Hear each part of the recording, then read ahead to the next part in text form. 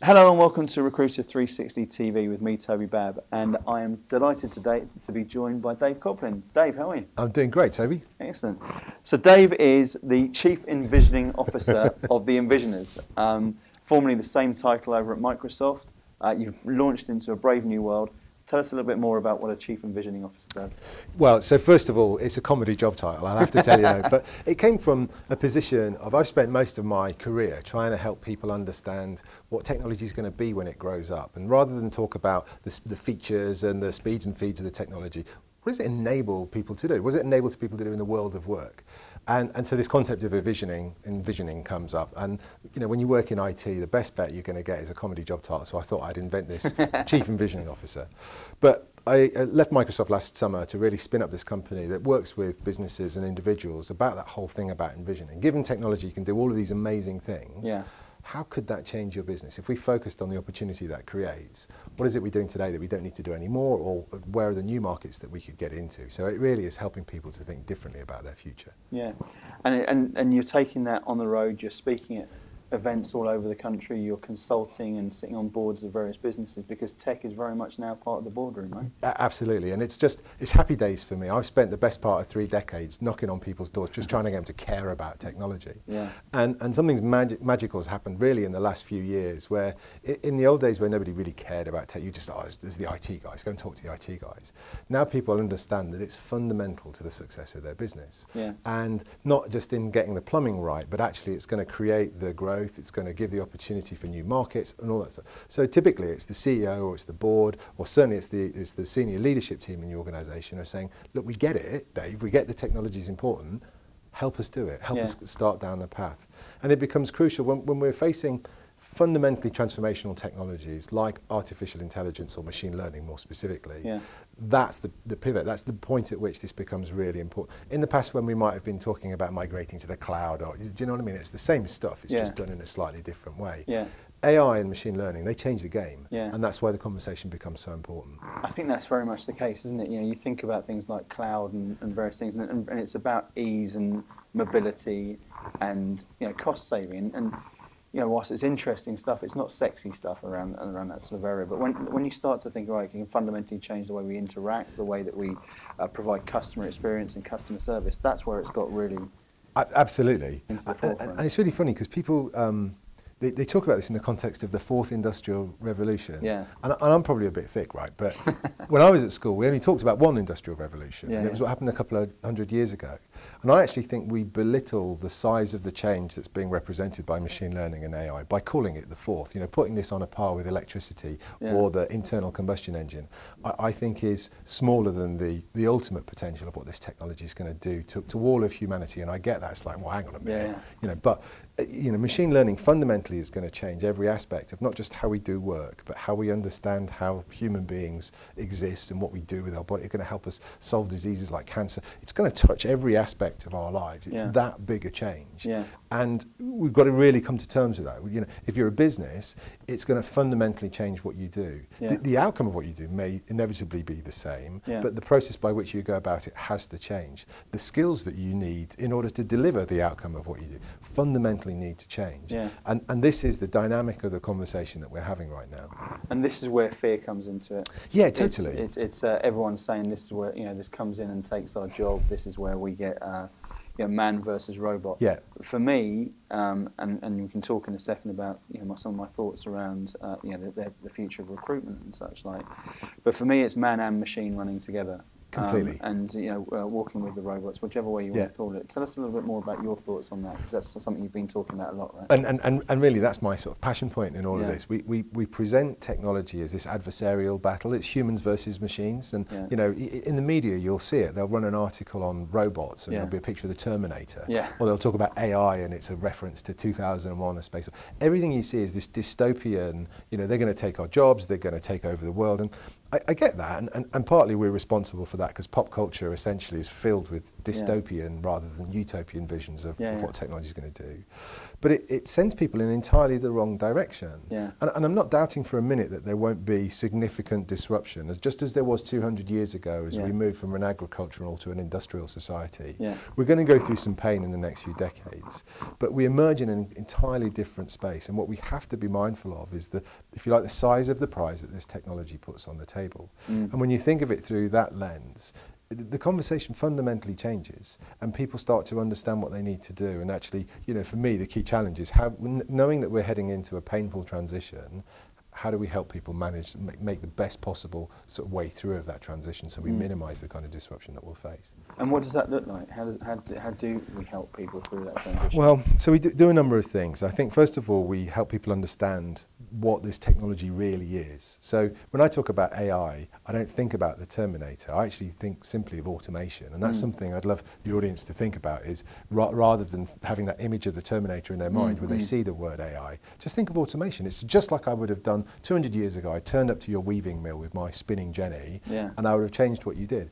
AI is going to do the same for your business. Only this time it won't be automating the manual process of what your organisation. It'll be sort of automating the cognitive side. So anything that you do that follows a pattern will be something that can be easily automated.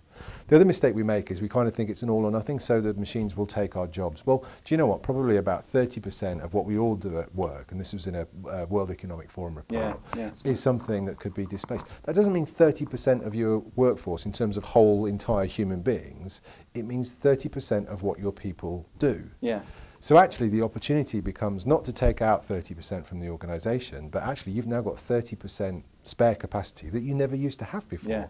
So what are you going to do with that 30%? And we might come back to this later, but I think it speaks to one of the most difficult decisions that a business has to make today around the opportunity of AI and machine learning, which is if arbitrarily it offers a 30% cost saving, what do we do with that saving?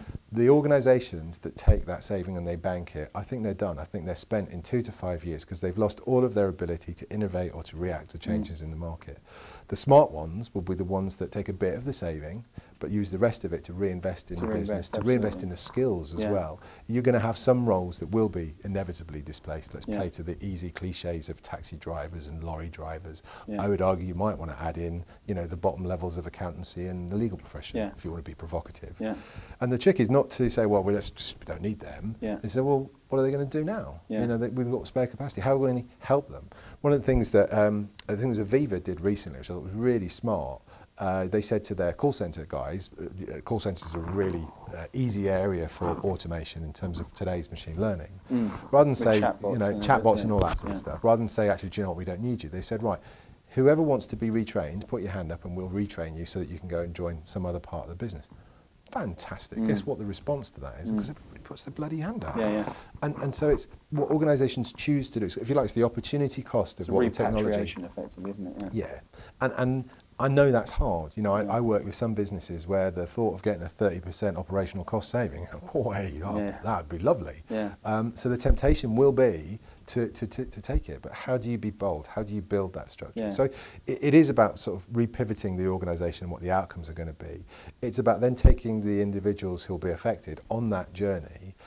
I would also argue there's a really broad societal issue here, which is how do we ensure that every member of our society is equipped with the skills to be able to be successful into the world that we're going to emerge. And that's from, you know, anything from as large as, you know, my 12-year-old boy, how do I make sure that what he's learning today is going to be useful, because quite frankly what he's learning today isn't going to be useful.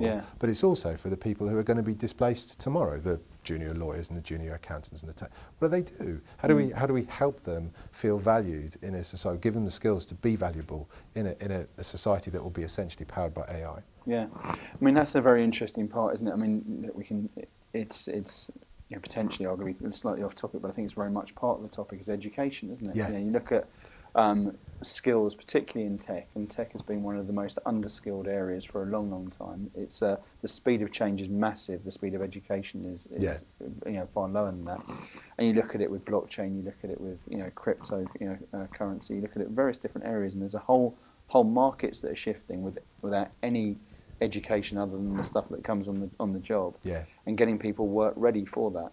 Now, with this sort of evolution that we're talking about, if not revolution, getting people right at school age to prosper in this is something which people have to look at in great detail. Right? Absolutely, and I actually think there is a really dangerous problem that we've got to come to terms with in our education system. And listen, I'm a bit over the top about this, so I live in this world and I get a bit over emotional.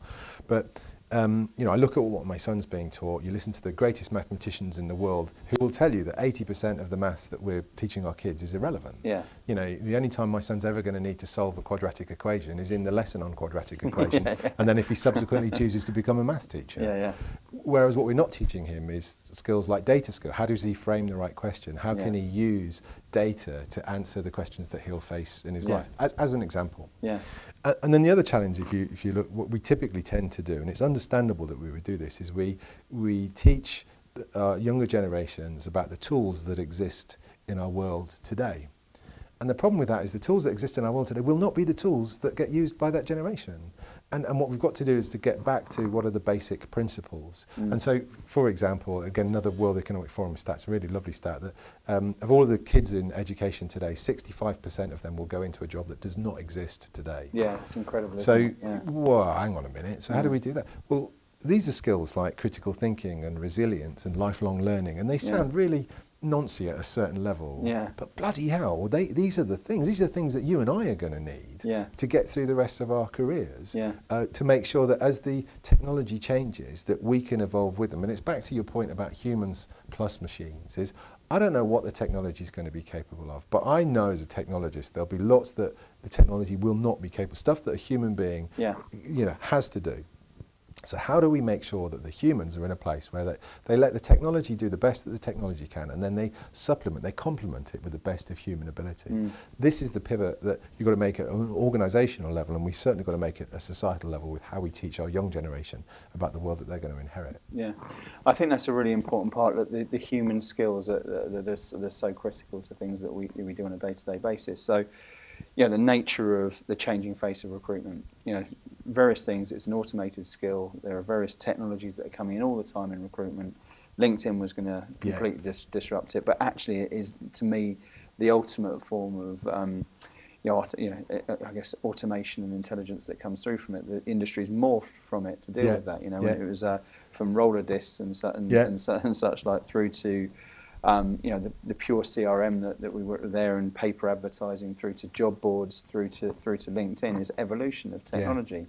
And when you look at the data and the business intelligence that LinkedIn's able to do, it is a microcosm of exactly what we're talking about in the marketplace. So my view is that yes, a lot of the lower level CV matching work can get done. A lot of the sort of drab and mundane aspects of it all will become easier for recruiters to do.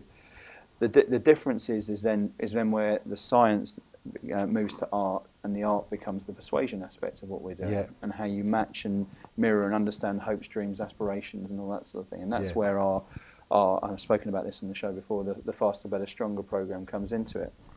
Reinvesting that saving, time and cost saving, into better technology that will allow you to do the tasks that are robotic, effectively within it. Better use of that technology, better use of upskilling consultants and such like, and then stronger relationships, the human relationship, the most important and undisruptible of all of them, if that's even a word, of how it comes in.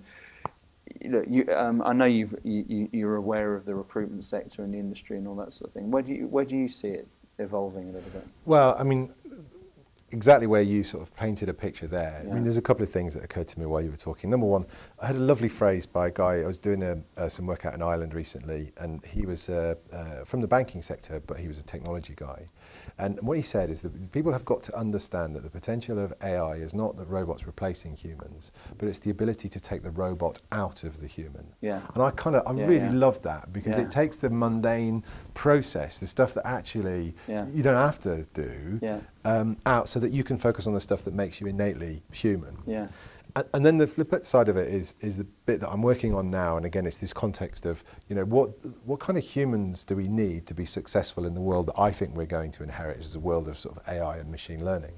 And I actually think there are just 3 skills that become crucial. because these are the skills that the algorithms, they won't be able to deliver probably for decades, maybe longer. Yeah. And it's quite simply, it's creativity, empathy and accountability. Yeah. So creativity is about, you know, being able to problem solve, being able to be presented with an ambiguous set of problems and to come up with an innovative solution.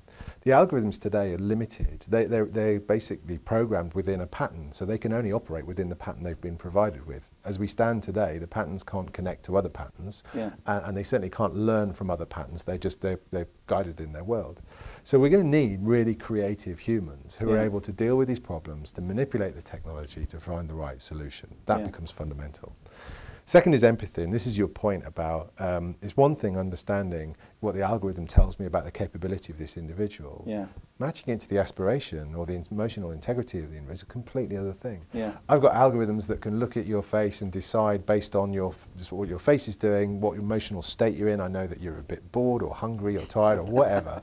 But the algorithm doesn't know what that means. It can't adjust its behavior on the basis of what it learned. We need humans to be innately human with each other, to understand the needs of a client, to understand when you're stressed or whatever it might be. So having humans who are really good with empathy and really understand what empathy means and what that means to the outcome of the business as well is fundamental. Well, that's as simple as skills such as questioning, great questioning. Exactly. Is, to me, the art of recruitment. And that's where you get the answers and listen to those answers and find out what they want to know. And also, you know, in recruitment, when you're actually listening, and this works at both the candidate and the client level, is you've got to listen for the questions that they haven't asked, or, you know, read between the lines and understand what they might be looking for, even though they've not said it. Those are the things that the algorithm can't really help you with. Again, it comes back to sort of human intuition and human empathy to do it. And then the third space is accountability. And this is something that we've got to come to terms with, is just because the algorithm says this is the answer, doesn't make it the answer. You know, everything with an algorithm is a probability. We're going to live now in a world of probabilistic determination, and that was okay when we were making decisions like which restaurant do we eat at, which mountain bike. But when it's going to be which candidate do I hire, or which organisation do I apply to, which operational procedure should I have, holy smokes. Actually, we better start thinking about what do I do? How as a human being do I take the insight from the algorithm and then decide upon the best course of human action? That's a skill that we've really got to develop. And so I think if you think about this in the context of recruitment, you bring these three things together, creativity, empathy and accountability, you use the power of the algorithm to accelerate what you're doing, to take the robot out of the human, but you need humans who are skilled in those three areas if you're going to take the best course of human action as a result. Which have always been, actually, when you look at that, probably the three most important parts of the job, full stop, anyway. Absolutely. And, Absolutely. And then that rolls into sales, that rolls into all sorts of aspects. And I think that's why sales has evolved from a roll up, Barnum and Bailey type sale into something which has been far more cerebral at various stages, far more involved in looking at content and value, and you know, with Google and the access of information and the huge realms of information. I think Dan Pink spoke about this. You know, it used to be buyer beware, but now it's sell beware a little bit more in terms of how people look at things, isn't it? Yeah, absolutely. And the other aspect of things that you've spoken about are also fascinating, which is about how maximising human potential. So we talk about money and cost saving of all of this sort of stuff, but time saving is the other bit. You have more time to be investing into the right areas, and again, you either take that time or you invest it. I've seen you speak, I've read your books on the subject. That whole concept of getting the most out of the working week and how we do it. I've seen the cartoons, everything's there. Give us a little bit more insight about your thoughts on the world of work and maximising performance. So I guess for me, Toby, what it comes down to is the thing that we think is the solution, but actually I think is the problem, and it's productivity. And I know that sounds a bit weird, but it's more about the way we define productivity that causes the problem. Because the way we define productivity today was established back in the Industrial Revolution. It was forged in the fires of the foundries there. And it's this cold economic equation of output per unit of input. And it's an equation that drives the conversation always towards efficiency. And if you look back, you know, a couple of 100 years, all we've done with our organisation, we've just tried to make them really efficient. And we learned that actually a good business is an efficient business. There are a number of problems with doing that. Number one, when you become an efficient business, you take your eye off the outcome of what the business does. You fixated on the process of work rather than the outcome of work itself. Secondly, you disconnect the individuals from the outcome of what you do, because you know, they're paid on their individual part of the process rather than whether the car coming off the production line is any good or not arbitrarily. Yeah. And it creates this sort of, I call it a rigid sclerotic infrastructure that resists change, because the processes have to interlink. And so when the market changes or the industry changes or the customer needs change, the only way you can respond to that is you have to break apart the organisation and then reassemble it. And I think in a modern digital society, this fixation on efficiency is absolutely wrong. We needed Frederick Winslow Taylor to help us with the science of management and to come up with how to be efficient businesses. I think we need him back again, but not to help us be efficient, but instead to become effective. Yeah. And this is part of the challenge with technology, is we're in a position now where we need to start with the outcome of what we're looking to do as a company and then work backwards. Whereas what happens today, we tend to start, how do we make the process better? Because inevitably that will make the outcome. Well, the outcome might be terrible. The outcome might be hated by your clients. You know, so you've got to flip it around. And especially when you then come into these transformational technologies like AI and machine learning, which fundamentally change what's possible and how you might achieve it. You're going to need people who start with the outcome and work backwards. That's the bit that we've really got to get to if we want to grasp the potential of what this does. And it means asking ourselves some really challenging questions. You know, some of the ways in which we work, the process of work, you know, this fixation of the Monday to Friday 9 to 5. Actually, maybe they're not right. And they might be right for certain aspects of the work we do or for certain industries. But the majority of the time, this construct that we've created from the Industrial Revolution to now is less relevant in the world that we live in, and technology should enable us to break free. The challenge, and I've seen it, you know, in the 3 decades I've been working, the challenge is how do we break the humans? How do we break the humans free so that they can use the technology to help them? You know, I've seen it with things like, you know, remember the BlackBerry and now the smartphone? People started to go, oh, I hate my BlackBerry because I'm always on. Hang on a minute, you're the guy that's checking. You know, or maybe you work in an organisation where the culture is that you have to check. You can break that programming. You're the guy that presses the buttons. If you've got too many email, well, guess what? You're sending too many bloody email. So change your behaviour. And all right, I'm a bit playful and provocative at that point, but it is about how do we wake the humans up and say, well, hang on, the technology enables us to do things in different ways. How do we pivot the business in order to do that? How do I pivot the skills of the team, of me as an individual, to be able to support that? And you've sort of championed about where people work, when people work, and various elements around that as well, haven't you? Yeah, I mean, I'm a big supporter of flexible working, but in its truest, sort of broadest sense. Flexible working isn't, you know, well, I work at home on Fridays. That's not flexible working. You know, that's work at home Fridays. Flexible working is about choosing the most appropriate location, but also the most appropriate time to do the work in which you have to do that day. And so it means being flexible enough to say, do you know what, I've got to do some deeply productive work. I'm going to go and sit at a library or sit at home, or I'm going to work after the kids have gone to bed. Making those choices rather than saying, well, actually, I'm just going to schlep into the office and I'll find some way of doing it there. It's a difficult sort of change to make, but once you do it and you learn to live with the ambiguity of that kind of world, oh my God, your productivity goes through the roof in terms of what you can achieve rather than the process that you complete. It's an interesting thing, this, isn't it? Because I've spoken, as you know, I'm a student of performance. I love the whole concept of high performance, and you take that from sport, you take that from military, you take it from business. And a sort of very popular sort of concept is, you know, you look after the process and the score takes care of itself. And I think, you know, sometimes when people have heard some of the things you've said about that, it's like, right, it's all about the result and forget the process. One of the most common things I hear from people who've been successful at any sort of level is and it's a bizarre word to think about when you look at super successful people or super talented people, is systematic. It's a word that keeps on coming up again and again. And I think when you look at what you're talking about and the sort of conflict between process and result, you know, throughout that thing, is actually you are talking about the process, but starting with the result and working backwards and saying, is the norm, is this way of doing things actually the way we look at? But there will always be a process and structure you need to do to get to that. Those results consistently. And it's interesting because it's not that efficiency isn't relevant.